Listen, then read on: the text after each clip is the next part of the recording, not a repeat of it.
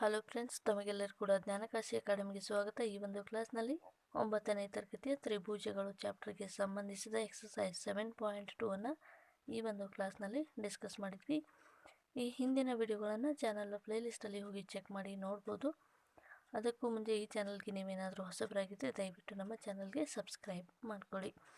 ಇವಾಗ ಎಕ್ಸಸೈಸ್ 7.1ರಲ್ಲಿ ಮೊದಲನೇ ಪ್ರಶ್ನೆಯನ್ನು ನೋಡೋಣ. ಈ ಒಂದು ಎಕ್ಸಸೈಸ್ ಬಂದ್ಬಿಟ್ಟು ತ್ರಿಭುಜಗಳ ಸರ್ವಸಮ್ಮತೆಯ ನಿಬಂಧನೆಗಳು, ಈ ಒಂದು ಕಾನ್ಸೆಪ್ಟ್ ಮೇಲೆ ಈ ಒಂದು ಎಕ್ಸಸೈಸ್ ಇರುತ್ತೆ. ಸೊ ಇವಾಗ ಮೊದಲನೇ ಪ್ರಶ್ನೆ ಈ ರೀತಿಯಾಗಿದೆ. ಚತುರ್ಭುಜ ಎ ಬಿ ಸಿ ಡಿಯಲ್ಲಿ ಚತುರ್ಭುಜ ಎ ಬಿ ಸಿ ಡಿಯಲ್ಲಿ ಎ ಸಿ ಸಮಾನಾಂತರ ಎ ಡಿ ಮತ್ತು ಎ ಬಿ ಸಮಾನಾಂತರ ಎ ಬಿಯು ಆ್ಯಂಗಲ್ ಎ ಅನ್ನು ಸಮಾನವಾಗಿ ಅರ್ಧಿಸ್ತಾ ಇದೆ. ಹಾಗಾದರೆ ತ್ರಿಭುಜ ಎ ಬಿ ಸಿ ಸರ್ವಸಮ ತ್ರಿಭುಜ ಎ ಬಿ ಡಿ ಎಂದು ಸಾಧಿಸಿ. ಅದೇ ರೀತಿಯಾಗಿ ಬಿ ಸಿ ಮತ್ತು ಬಿ ಡಿಗಳಿಗೆ ಸಂಬಂಧಿಸಿದಂತೆ ನೀವು ಏನನ್ನು ಹೇಳಲಿಕ್ಕೆ ಬಯಸ್ತೀರಿ ಅನ್ನುವಂಥದ್ದು ಪ್ರಶ್ನೆಯಾಗಿದೆ. ಓಕೆ, ಇವಾಗ ಮೊದಲನೇ ಪ್ರಶ್ನೆಯ ಪರಿಹಾರವನ್ನು ನೋಡಿದಾಗ ಎ ಬಿ ಸಿ ಡಿ ಅನ್ನುವಂಥ ಒಂದು ಚತುರ್ಭುಜ ಇದೆ. ಇದರಲ್ಲಿ ನಮಗೆ ಕೊಟ್ಟಿದ್ದಾರೆ ಏನಂತ, ಎ ಸಿಗೆ ಸಮಾನಾಂತರವಾಗಿ ಎ ಡಿ ಇದೆ, ದತ್ತದಲ್ಲಿ ಕೊಟ್ಟಿದ್ದಾರೆ. ಈ ಎರಡು ತ್ರಿಭುಜ ಎ ಬಿ ಸಿ ಮತ್ತು ತ್ರಿಭುಜ ಎ ಬಿ ಡಿಗೆ ಎ ಬಿ ಅನ್ನುವಂಥದ್ದು ಸಾಮಾನ್ಯ ಬಾಹುವಾಗಿದೆ. ಆದ್ದರಿಂದ ಆ್ಯಂಗಲ್ ಸಿ ಎ ಬಿ ಮತ್ತು ಆ್ಯಂಗಲ್ ಡಿ ಎ ಬಿಗಳಿಗೆ ಎ ಬಿ ಕೋನಕ್ಕೆ ಎ ಬಿ ಅನ್ನುವಂಥದ್ದು ಕೋನಾರ್ಥಕವಾಗಿದೆ.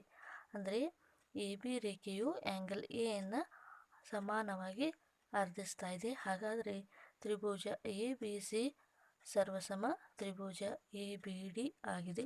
ಇದು ಏನಾಗುತ್ತೆ ಅಂದರೆ ಬಾಹು ಸಿದ್ಧಾಂತದ ನಿಯಮವನ್ನು ಅಪ್ಲೈ ಮಾಡುತ್ತೆ. ಬಾಹು ಕೋನ ಬಾಹು ಈ ಒಂದು ಚಿತ್ರವನ್ನು ನಾವು ನೋಡಿದಾಗ ಈ ಎರಡು ತ್ರಿಭುಜಗಳು ಬಾಹು ಕೋನ ಬಾಹು ಸರ್ವಸಮತೆ ಸಿದ್ಧಾಂತವನ್ನು ಹೊಂದಿದೆ. ಯಾಕಂದರೆ ಈ ಎರಡು ತ್ರಿಭುಜದ ಅನುರೂಪ ಬಾಹುಗಳು ಸಮಾನವಾಗಿದ್ದಾವೆ. ಅದೇ ರೀತಿಯಾಗಿ ಎರಡು ತ್ರಿಭುಜದ ಅನುರೂಪ ಬಾಹುಗಳು ಮತ್ತು ಒಂದು ಕೋನ ಸಮಾನವಾಗಿರೋದ್ರಿಂದ ಈ ಎರಡು ತ್ರಿಭುಜಗಳಿಗೆ ನಾವು ಸರ್ವಸಮತೆಯ ನಿಯಮವನ್ನು ಹೊಂದಿದೆ ಅಂತ ಹೇಳ್ಬೋದು. ಅದು ಬಾಹು ಕೋನ ಬಾಹು ಸರ್ವಸಮತೆಯ ನಿಯಮವನ್ನು ಹೊಂದಿದೆ. ಎರಡನೇ ಪ್ರಶ್ನೆ, ಎ ಬಿ ಸಿ ಡಿ ಒಂದು ಚತುರ್ಭುಜ. ಎ ಬಿ ಸಿ ಡಿ ಒಂದು ಚತುರ್ಭುಜವಾಗಿದೆ. ಎ ಡಿಗೆ ಸಮಾನಾಂತರವಾಗಿ ಬಿ ಸಿ ಇದೆ ಮತ್ತು ಆ್ಯಂಗಲ್ ಡಿ ಬಿ ಎ ಮತ್ತು ಆ್ಯಂಗಲ್ ಸಿ ಬಿ ಎ ಎರಡೂ ಕೂಡ ಸಮಾನವಾಗಿದೆ. ಹಾಗಾದರೆ ನಮಗೆ ಇಲ್ಲಿ ಮೊದಲೇ ಪ್ರಶ್ನೆ ಏನು ಕೇಳಿದ್ದಾರೆ, ತ್ರಿಭುಜ ಎ ಬಿ ಡಿ ಮತ್ತು ತ್ರಿಭುಜ ಬಿ ಎ ಸಿ ಎರಡು ಕೂಡ ಸರ್ವಸಮ ಅಂತ ಸಾಧಿಸಿ. ಎರಡನೇ ಪ್ರಶ್ನೆ, ಬಿ ಡಿಗೆ ಸಮಾನಾಂತರವಾಗಿ ಎ ಸಿ ಇದೆ ಅಂತ. ಅಂದರೆ ಈ ಒಂದು ಚತುರ್ಭುಜದ ಎರಡು ಕರ್ಣಗಳು ಸಮ ಅಂತ ನಾವಿಲ್ಲಿ ಸಾಧಿಸಬೇಕು. ಮೂರನೇ ಪ್ರಶ್ನೆ, angle A B D angle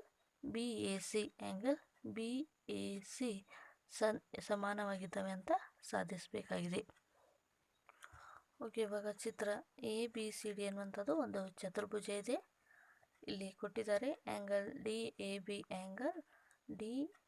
B ಮತ್ತು ಆ್ಯಂಗಲ್ ಸಿ ಬಿ ಎ ಅನ್ನುವಂಥದ್ದು ಸಮಾನವಾಗಿದ್ದಾವೆ. ಅದೇ ರೀತಿಯಾಗಿ ಎ ಡಿಗೆ ಬಿ ಸಿ ಅನ್ನುವಂಥದ್ದು ಸಮಾನವಾಗಿದೆ, ದತ್ತದಲ್ಲಿ ಕೊಟ್ಟಿದ್ದಾರೆ. ನಾವು ಮೊದಲನೇದಾಗಿ ಸಾಧನೆ ಮಾಡಬೇಕಾಗಿರೋದು ತ್ರಿಭುಜ ಎ ಬಿ ಡಿ ಮತ್ತು ತ್ರಿಭುಜ ಬಿ ಎ ಸಿ ಮತ್ತು ಎ ಬಿ ಸಿ ಈ ಎರಡು ತ್ರಿಭುಜಗಳು ಸರ್ವಸಮ ಅಂತ ಸಾಧಿಸಬೇಕಾಗಿದೆ. ಓಕೆ, ಇವಾಗ ತ್ರಿಭುಜಗಳು ಸರ್ವಸಮ ಅಂತ ಅಂದಾಗ ಇವುಗಳ ನಿಬಂಧನೆಗಳಲ್ಲಿ ಯಾವ ಒಂದು ನಿಬಂಧನೆಯನ್ನು ಈ ಎರಡು ತ್ರಿಭುಜಗಳು ಸ್ಯಾಟಿಸ್ಫೈ ಮಾಡ್ತವೆ ಅಂತ ನಾವು ಚೆಕ್ ಮಾಡಬೇಕಾಗುತ್ತದೆ. ಹಾಗಾದರೆ ಇಲ್ಲಿ ನಮಗೆ ಕೊಟ್ಟಿದ್ದಾರೆ ಈ ಎರಡು ತ್ರಿಭುಜಗಳಲ್ಲಿ ಎ ಬಿ ಡಿ ಮತ್ತು ಎ ಬಿ ಸಿ ಎರಡು ತ್ರಿಭುಜಗಳಲ್ಲಿ ಎ ಬಿ ಅನ್ನುವಂಥದ್ದು ಎರಡೂ ತ್ರಿಭುಜಗಳಿಗೆ ಸಾಮಾನ್ಯ ಬಾಹುವನ್ನು ಹೊಂದಿದೆ. ಅದೇ ರೀತಿಯಾಗಿ ಡಿ ಎ ಬಿ ಮತ್ತು ಸಿ ಬಿ ಎ ಎರಡು ಆ್ಯಂಗಲ್ಗಳು ಏನಾಗ್ತಾ ಇದ್ದಾವೆ, ಸಮಾನವಾಗಿದ್ದಾವೆ. ಯಾಕಂದರೆ ಎ ಬಿ = ಬಿ ಸಿ ಆಗಿರುತ್ತೆ. ಅದೇ ರೀತಿಯಾಗಿ ತ್ರಿಭುಜ ಎ ಬಿ ಡಿ ಮತ್ತು ತ್ರಿಭುಜ ಬಿ ಎ ಸಿ ಎನ್ನುವಂಥವು ಸಮರೂಪತೆಯನ್ನು ಹೊಂದಿದ್ದಾವೆ. ಯಾಕಂದರೆ ಬಾಹು ಕೋನ ಬಾಹು. ಓಕೆ, ಇವಾಗ ಈ ಎರಡು ಬಾಹುಗಳು ಏನಾಗ್ತಾ ಇದ್ದಾವೆ, ಸಮಾನವಾಗಿದ್ದಾವೆ. ಈ ಎರಡು ಆ್ಯಂಗಲ್ಗಳು ಕೂಡ ಏನಾಗಿದ್ದಾವೆ, ಸಮಾನವಾಗಿದ್ದಾವೆ. ಆದ್ದರಿಂದ ಈ ಎರಡು ತ್ರಿಭುಜಗಳು ತ್ರಿಭುಜ ಎ ಬಿ ಡಿ ಸರ್ವಸಮ ತ್ರಿಭುಜ ಬಿ ಎ ಸಿ ಅಂತ ನಾವು ಇಲ್ಲಿ ಹೇಳ್ಬೋದು. ಎರಡನೇದು ತ್ರಿಭುಜ ಎ ಬಿ ಡಿ ಸರ್ವಸಮ ತ್ರಿಭುಜ ಬಿ ಎ ಸಿ ಅಂತ ಮೊದಲೇದಲ್ಲಿ ನಾವು ಸಾಧನೆಯನ್ನು ಮಾಡಿದ್ವಿ. ಹಾಗಾದರೆ ಬಿ ಡಿ ಸಮಾನಾಂತರ ಎ ಸಿ ಆಗಿದೆ. ಯಾಕಂದರೆ ಎರಡು ಸರ್ವಸಮ ತ್ರಿಭುಜಗಳಿದ್ದರೆ ಆ ಒಂದು ಸರ್ವಸಮ ತ್ರಿಭುಜದ ಅನುರೂಪ ಭಾಗ ಏನಾಗಿರುತ್ತೆ, ಸಮಾನವಾಗಿರ್ತದೆ. ಸಿ ಪಿ ಸಿ ಟಿ ಅಂತಂದರೆ ಸಮರೂಪ ತ್ರಿಭುಜದ ಅನುರೂಪ ಭಾಗ ಕೂಡ ಸಮಾನವಾಗಿರೋದ್ರಿಂದ ಈ ಎರಡು ತ್ರಿಭುಜಗಳು ಸರ್ವಸಮ ಅಂತ ನಾವಿಲ್ಲಿ ಸಾಧನೆಯನ್ನು ಮಾಡ್ಬೋದು.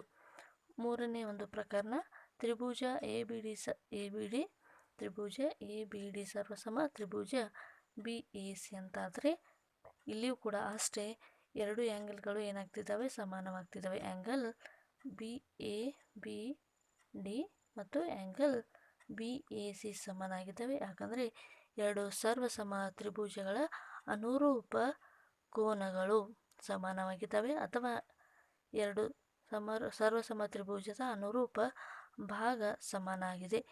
ಎರಡನೇ ಪ್ರಕರಣದಲ್ಲಿ ಅನುರೂಪ ಬಾಹು ಸಮನಾಗಿತ್ತು. ಮೂರನೇ ಪ್ರಕರಣದಲ್ಲಿ ಅನುರೂಪ ಕೋನ ಸಮಾನವಾಗಿದೆ.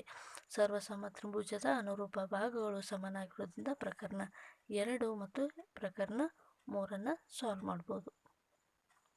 ಮೂರನೇ ಪ್ರಶ್ನೆ, ಎ ಡಿ ಮತ್ತು ಬಿ ಸಿಗಳು ಈ ಒಂದು ಚಿತ್ರದಲ್ಲಿ ಎ ಡಿ ಮತ್ತು ಬಿ ಸಿಗಳು ಸಮಾನವಾಗಿದ್ದಾವೆ.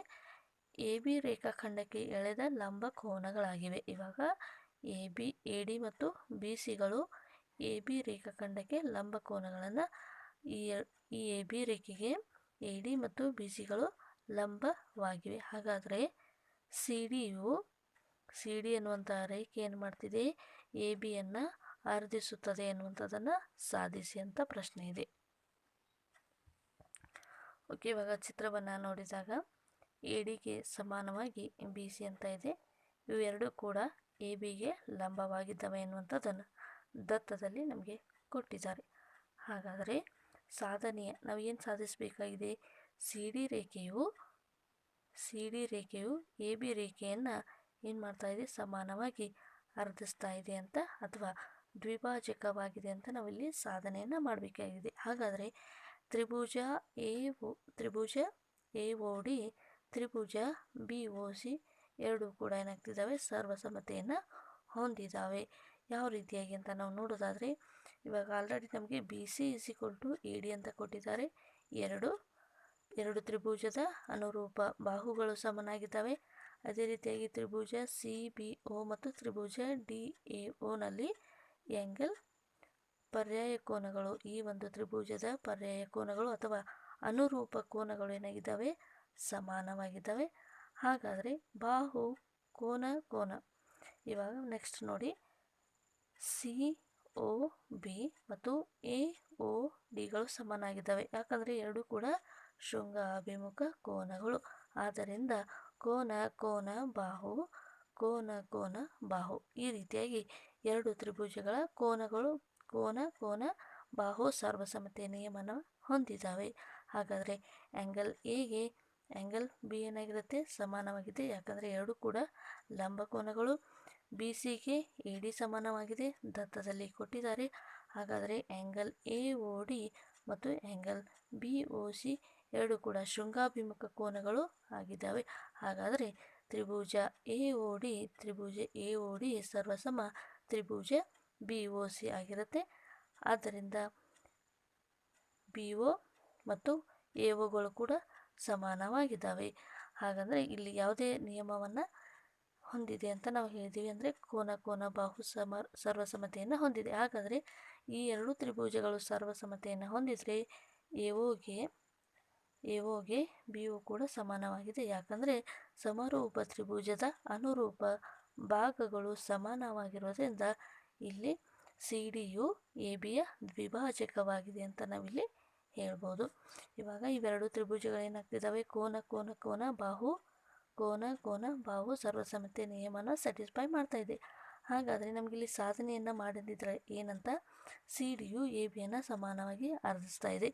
ಹಾಗಾದರೆ ಈ ಎರಡು ತ್ರಿಭುಜಗಳು ಸರ್ವಸಮತೆಯನ್ನು ಹೊಂದಿದರೆ ಈ ಸರ್ವಸಮ ಹೊಂದಿರುವಂಥ ತ್ರಿಭುಜದ ಅನುರೂಪ ಭಾಗಗಳು ಸಮಾನವಾಗಿದ್ದಾವೆ ಅಂದಾಗ ಎ ಒಗೆ ಬಿ ಒ ಎನ್ನುವಂಥದ್ದು ಸಮಾನವಾಗಿದೆ. ಹಾಗಾದರೆ ಎರಡನ್ನು ಸಿ ಡಿ ರೇಖೆ ಏನಾಗಿದೆ, ಸಮಾನವಾಗಿ ಅರ್ಧಿಸ್ತಾ ಇದೆ ಅಂತ ನಾವಿಲ್ಲಿ ಹೇಳ್ಬೋದು.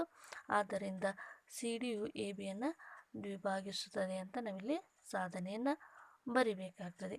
ಓಕೆ ಫ್ರೆಂಡ್ಸ್, ಎಕ್ಸಸೈಸ್ 7.1ರಲ್ಲಿ ಮೊದಲ 3 ಪ್ರಶ್ನೆಗಳು ಈ ರೀತಿಯಾಗಿದ್ದವು. ಉಳಿದ ಪ್ರಶ್ನೆಗಳನ್ನು ಮುಂದಿನ ಒಂದು ಕ್ಲಾಸ್ನಲ್ಲಿ ಡಿಸ್ಕಸ್ ಮಾಡೋಣ. ಅಲ್ಲಿವರೆಗೂ ನಮ್ಮ ಚಾನಲ್ ವೀಕ್ಷಣೆ ಮಾಡ್ತಾಯಿರಿ. Thank you so much.